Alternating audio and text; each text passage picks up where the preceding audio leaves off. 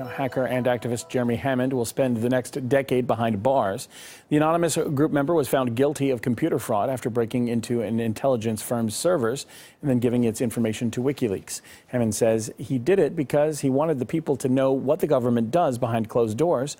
RT's Anastasia Churkina was outside the courtroom. After a 2-hour hearing in a packed courtroom in the federal courthouse in Lower Manhattan, 28-year-old activist and hacker Jeremy Hammond was sentenced to 120 months behind bars. He's going to spend the next decade in jail. In March 2012, Hammond was arrested for breaking into 200 gigabytes of 5 million emails of information of private security firm Stratfor and leaking this information to transparency organization Wikileaks. In these emails, it was revealed that the private security firm was spying on human rights activists upon the request of corporation and the U.S. government. Earlier, Hammond had pled guilty to one count of the Computer Abuse and Fraud Act. This was a classic case of whistleblowing where malfeasance and criminal activity by a private corporation on behalf of both corporations and the government was exposed. The government and the judge felt that the idea of causing mayhem or causing destruction was incompatible with Jeremy's stated political goals, and we disagree with that. Some of Hammond's supporters have dubbed him the Robin Hood of our times. The defense team inside the courtroom argued that he fought for the better good, trying to bring about real change to the system and shed more light on what the U.S. government was doing. The prosecution, however, said that he stole the numbers of 60,000 credit cards, causing a damage of $1 to $2.5 million to businesses and individuals. If people who have influence and people who care do not stand up and defend people like Jeremy, the judge said that he is not, a Mandela or Dr. King. I was a civil rights activist. Jeremy is every much as a progressive humanist, as the spirit of those leaders, as we said in the defense. He was motivated by his political beliefs, his desire for transparency, and his desire to highlight what's wrong with the private security industry and with government surveillance.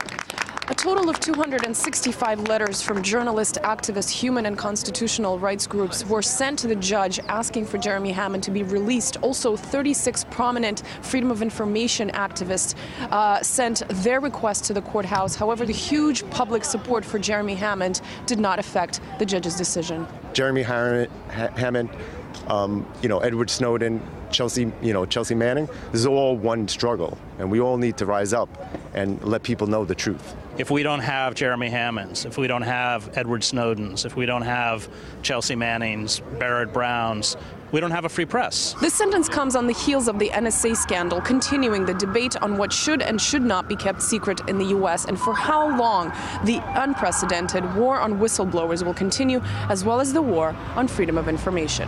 Anastasia Churkina, RT, New York. Now let's discuss this case with David Seaman. He is an independent journalist and in a unique position to be one of the hundreds of people that signed a letter asking the judge to be lenient. Jeremy, thank you very much David, thank you very much for being with us. Speaking of Jeremy, he took information from tens of thousands of credit cards, which were used by Anonymous to make donations. And he is a repeat hacking offender. What about that sentence is not fair? Thanks for having me on the show. Thanks for bringing this to your viewers' attention. I would say there are actually a couple of elements to this story that supersede that credit card number aspect of his trial and his case. The first thing is that he was approached by an FBI informant. This came out in an article in Wired magazine earlier this morning. This FBI informant is apparently the one who, quote-unquote, cheerled Jeremy into hacking into this organization. This FBI informant also allegedly gave him a list of other targets that Jeremy should go after and which he did not go after. And once he received the information, he apparently downloaded it to an FBI-controlled server at the request of this FBI informant. So if this was basically an FBI operation, they should have probably sent him a paycheck instead of sending him to prison for the next 10 years. Just to put this into context for viewers, 10 years ago was 2003. So think about where you were and what you were doing in 2003, and then all the way up till today. That's how much time this 28-year-old is going to be spending behind bars. His life is over. The judge received nearly 300 letters from prominent activists and journalists. I was asked to send in a letter. I normally don't do that stuff because I am just a reporter. I'm not an activist.